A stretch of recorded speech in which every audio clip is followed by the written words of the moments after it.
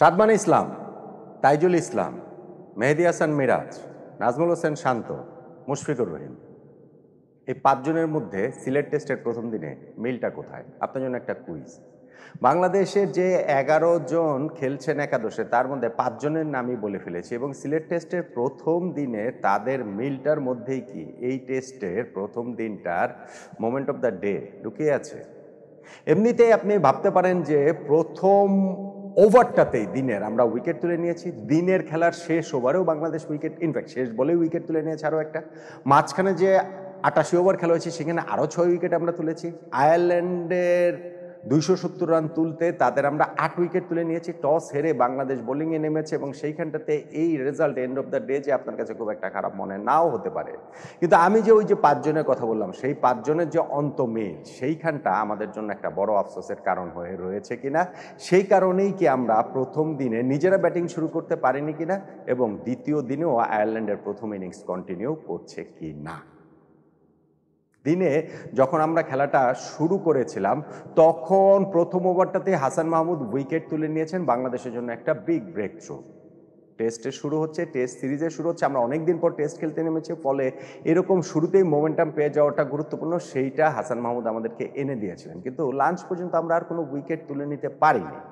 ১ উইকেটে ৯৪ রান নিয়ে লাঞ্চে গিয়েছে আয়ারল্যান্ড, তারপরে গিয়ে অবশ্য আমাদের একটা কামব্যাক হয়েছে, স্ট্রং কামব্যাক। লাঞ্চের পর পরপর ২ ওভারে আমরা ২টা উইকেট তুলে নিয়েছি সেইখানটাতে।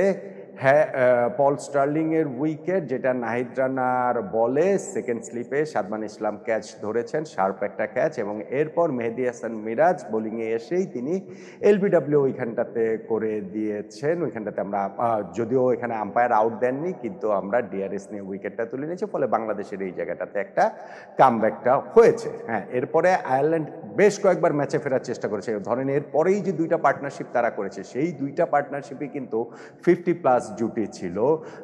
ইনফ্যাক্ট হচ্ছে গিয়ে কারমাইকেল, যিনি হচ্ছে গিয়ে 50 করে ফেলেছিলেন এবং তারপর তার উইকেটটা নিয়ে যখন ওই ব্রেক থ্রুটা দিয়েছেন মেহেদী হাসান মিরাজ, সেইটাও কিন্তু ডিআরএস নিয়েই আমরা ওই ব্রেক থ্রুটা দিয়েছে।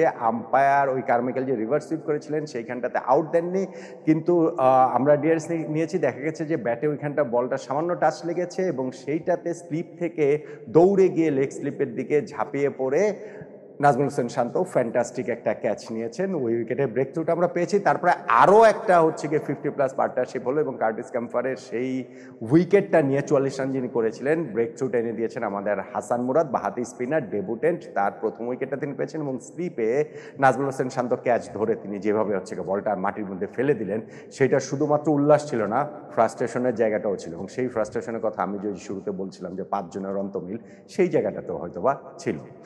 ৪ উইকেটে ২০৩ রান, সেইখান থেকে আমরা কিন্তু দ্রুত তাদের এইখানটাতে ৩টা উইকেট তুলে নিয়েছে বাংলাদেশ এবং ২২২ রানেই ৭ উইকেটে আয়ারল্যান্ড আমরা তুলে নিয়েছিলাম এবং তাদেরকে অল আউট করে দেওয়ার একটা জায়গাতে চলে গিয়েছিলাম। যদিও ৮ উইকেটে যে পার্টনারশিপ সেইটা বাংলাদেশের জন্য খুবই ফ্রাস্ট্রেটিং ছিল এবং সেটা ইনফ্যাক্ট আমরা নতুন বল যখন নিয়েছি তখনও তারা ওইটা কন্টিনিউ করছিল। দিনের খেলার একেবারে শেষ ওভারের একেবারে শেষ বলে গিয়ে তাইজুল ইসলাম এলবিডব্লিউ করে ওই পার্টনারশিপটা ৪৮ রানে সেটা ব্রেক করলেন, যেই কারণে আয়ারল্যান্ডের ৮ নম্বর উইকেট আমরা তুলে নিতে পারলাম। ৮ উইকেটে ২৭০ রানে আয়ারল্যান্ড প্রথম দিনের খেলাটা শেষ করলো।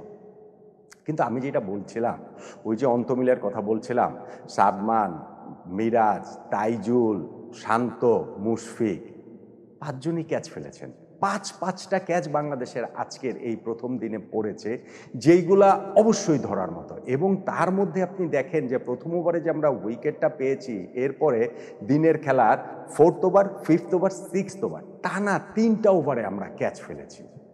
ফলে মোমেন্টামটা শুরুতেই যদি আমরা ওইখানটাতে আরও বেশি করে নিজেদের কাছে নিতে পারতাম, পরবর্তীতে শান্ত ক্যাচ ফেলেছেন, ইনফ্যাক্ট লাস্টে গিয়ে মুশফিকও আরও একটা ক্যাচও তিনি ফেলেছেন।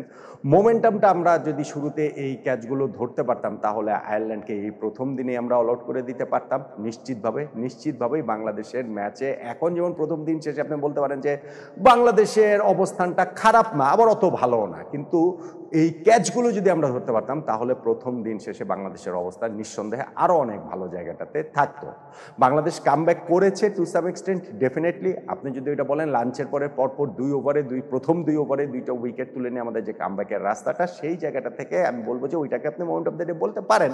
কিন্তু আমার কাছে মনে হয় যে আমরা যে আসলে ক্যাচ মিসগুলো করেছি, ৫টা ক্যাচ মিস করেছি, স্পেশালি দিনের খেলার শুরুতে, টেস্ট ম্যাচের শুরুতেই 4th, 5th, 6th ওভারে আমরা টানা ৩টা ক্যাচ যে ফেলেছি, সেটাই আমার কাছে মনে হয় প্রথম দিনটা বাংলাদেশের পুরোপুরি হতে দেয়নি এবং এইটাই আমার কাছে মনে হয় প্রথম দিনের মোমেন্ট।